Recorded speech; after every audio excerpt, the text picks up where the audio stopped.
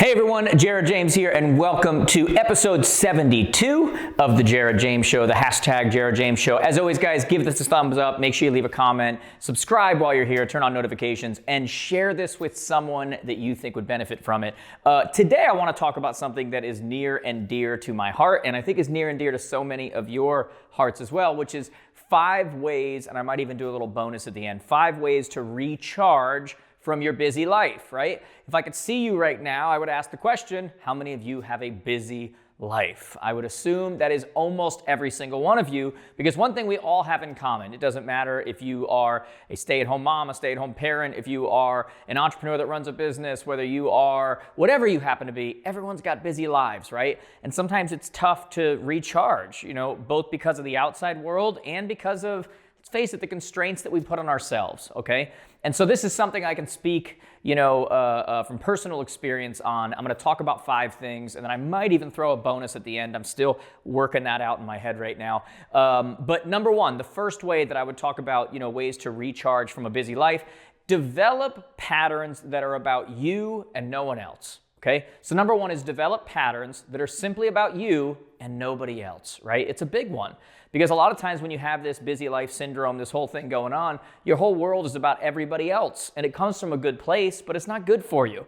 For those of you that follow me online, on Instagram and Snapchat and YouTube and Facebook and all these different places, and you see me doing the hashtag Did You Sweat Today, yes, that is because it's a stress relief and, I want to stay in shape and I want to do all these things, but at the same time, too, that's a pattern that I've developed that's about me at that moment. And one of the things I look forward to is on the weekends, Saturday. I will literally change my schedule so that my running day falls on a Saturday so I can get up and have these patterns I look forward to. And I get up and I make my kids breakfast and I go for a long run, and it becomes something that I look forward to that's about me, about nobody else, and it's not work related. It's not, right? And so one way is to do something like that when we're talking about patterns that have to do with you and nobody else. What if you start reading or learning about something that has nothing to do with what you do for a living at all, has nothing to do with what you do on a regular basis at all? If you're a stay-at-home mom, you're a stay-at-home dad, you're, whatever it is, and your whole thing is your kids all the time, maybe you want to read something. It's good to learn about the things you do all the time. I do that always, right? But at the same time, it's good to kind of give your mind a break and read about things and learn about things that are completely unrelated to business. A lot of times when, I fall asleep I still have the TV on. And people are like, well, how do you do that? And I'll just put a game on in the background, or I'll do something because it allows my mind to just kind of go to a different place and have nothing to do with, or allow it to focus on something rather than, what I'll normally do is I'll think about work or I'll think about, whatever it is. It gives my mind a little bit of a break, right? And on that same note, even though this point 1 here is about developing patterns that have nothing to do or that have, they're only about you and nobody else, another little tidbit, which is very difficult if you have kids or whatever, and you go on a date with your spouse or something, try to talk about things that aren't kid-related, work-related. That's tough. That's very tough because it's our identity. But that's why we make these efforts, because they're good for us. They help us with stress relief. They help us recharge. So number 1 is develop patterns that are about you and nobody else, right? Number 2, we want to prioritize friends and prioritize friendships that don't require you to be so intellectually engaged. Okay, I think some of you know what I mean, right? Friendships, friends that you have that don't require you to be so intellectually engaged, okay? A lot of times, when I go on the road, for example, and I have to, I do a networking event afterwards, or I go to an after party or something like that, and I'll have friends and they'll be like, oh, you're so lucky. You just go up, do your thing, and then you get to hang out with everybody. And they have a tough time understanding that in many cases, that's not relax for me, right? I am still at that moment answering questions. I'm intellectually engaged. I got to be on. It's the same, it's that kind of a thing, right? And that whatever you're known for in your business, it's what people want to talk about. If you're watching this and you're in real estate, we train people on how to make sure real estate comes up, but that's work. Right? You need to make sure that you have those circles, you have those friendships that don't require you to be intellectually engaged at all. They allow you to have a break. What would be the point of driving the car home at the end of the night, parking it, going inside, but just leaving it running, right? It never gets a break. It's not going to last long, right? And we're the exact same thing. If you look at my real close circle of friends, if you look at even the people that I went on that, a guy's trip recently in Tulum, or the guys that are part of my circle of friends all over the world that are kind of my, top 5 that I hang out with and I talk with and whatever. Look, we can get as intellectual as it comes, and we can talk higher level stuff, and we can talk money, and we can talk all that stuff. But the majority of the time we're together, that's not what we do at all, okay? We're like a bunch of 12-year-olds that, we can't have anybody around. Like, we're just a couple of idiots that are just hanging out, having fun, relaxing, and just letting it be. Like, who cares, right? There's no pressure at this moment to be a brand. There's no pressure at this moment to be, intellectually engaged in something. Every one of us needs that, but you've got to be specific about it and make sure that you have people like that around you that are part of your circle that allow you to have a break. That matters, right?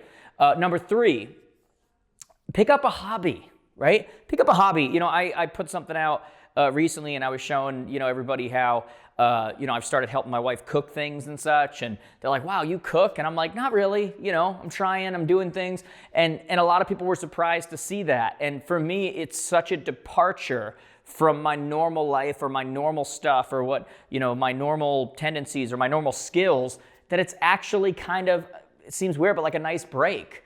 Obviously that kind of cooking I'm doing is not like the kind of cooking where somebody who has to cook for their family every night, it becomes like a chore. For me, it's like kind of a cool thing to follow a recipe, make something, have my family enjoy it, whatever. But it's a hobby. You're gonna hear this over and over. It's a mental break, okay? And so for some of you, that wouldn't be a mental break. You're like, I do that all the time. But find something, find a hobby, find something that pulls you away from the thing that grinds on you all the time, that you think about all the time, and gives you that break, because this is about recharging. You're not gonna recharge if you don't have a break, right? When you plug something into your wall and you want it to recharge, when you plug a vacuum into your wall and you want it, you're not using it at that moment. It needs to recharge, okay? So that's number 3. Number 4. Number 4 is pretty simple. I don't feel like I need to explain it in detail. Sleep. Please, get some sleep. This is probably the most obvious of all, and it's the one that like none of you are doing, okay? If you want to recharge, you need to sleep.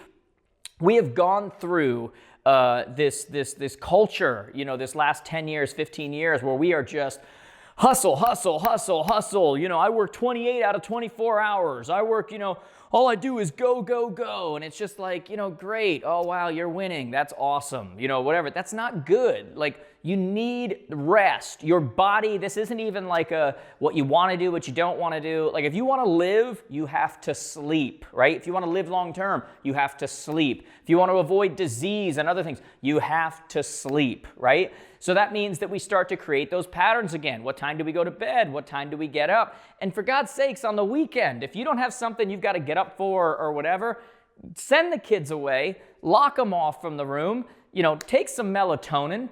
If you got a little bit of a sniffle, have a NyQuil night, go for it, get yourself some sleep, okay? Now, I'm obviously kidding. I'm not advocating going and taking NyQuil when you don't need it, but you guys get the point. Like, get some sleep. Stop scheduling things right there in the morning so that you're just going all the time, and somehow justifying your value because you don't sleep a lot and you just want to tell everybody how little you sleep. And, look, get some sleep. Sleep is a good thing. Sleep is a great way to recharge. So let's make it an effort. And by the way, guys, a lot of times I got to look at this all the time too, because I'm a bit of a freak. Like, I'll get up super early. I'll wake up in the middle of the night. Like, I will, believe me. There's a reason why I know the word melatonin, right? Like, it's good for you. Like, it's, for me, you gotta sleep, especially if you're someone busy and has a lot going on in your head. It's good for you, okay? So number 1, develop patterns that are about you and nobody else. Number 2, prioritize friends and friendships that don't require you to be so intellectually engaged. Number 3 is pick up a hobby of some sort. Number 4 is sleep. Number 5 and the final one, unless we do a bonus here, is do things that remind you just how small you are.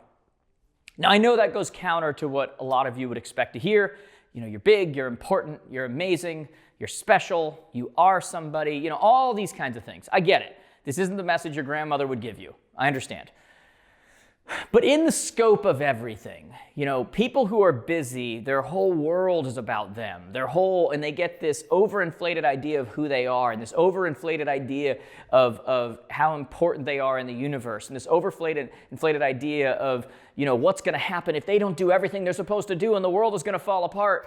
And you need to sometimes step back and and do things and be around situations that remind us just how small in the overall, picture, we really are. There's an old saying that, others would trade their problems for yours in a second, right? And that's very true.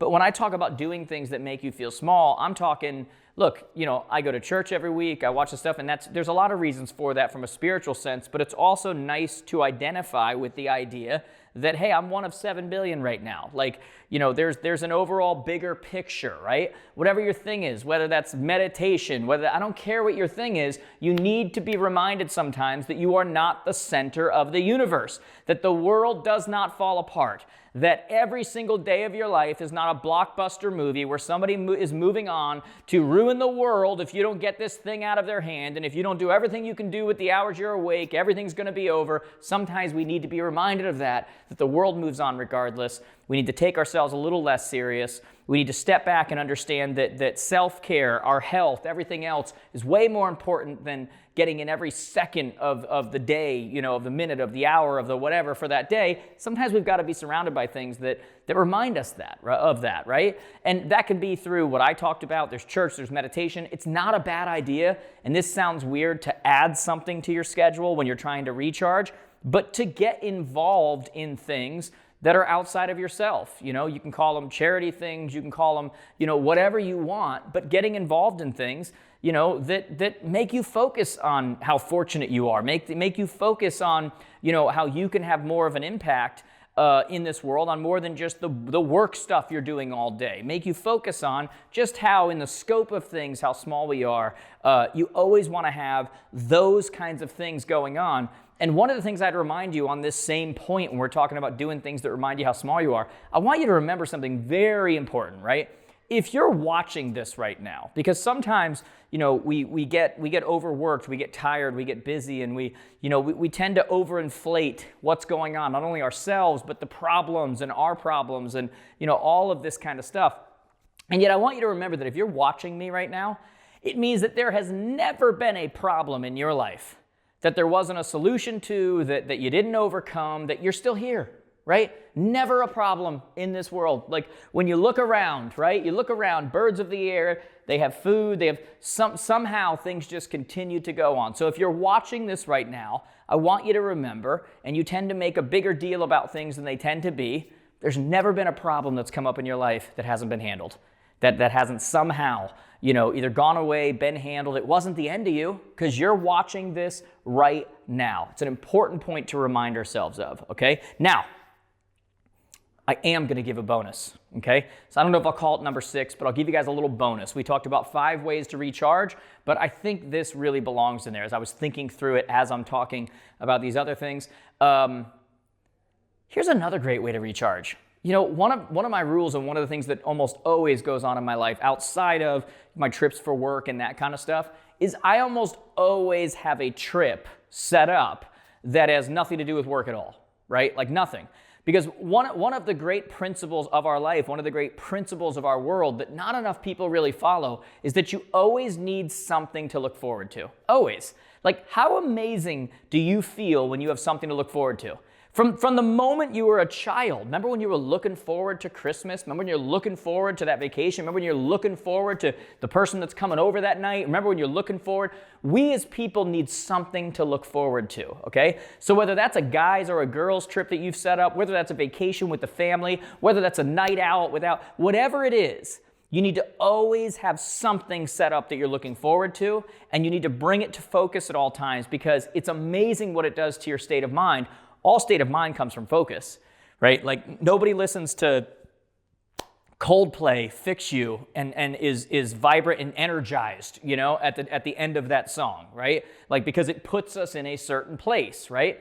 And so we need things to focus on that put us in the right place. So always have something to look forward to, whether that's a trip, whether that's people you're going to be with, whether that's a change that's coming, have something and have a way to put it at your forefront so you can think about it at all times, because part of recharge is state of mind, and part of that state of mind is controlling what it is that you're focusing on, okay? Guys, I hope this helps. It was 5 ways to recharge.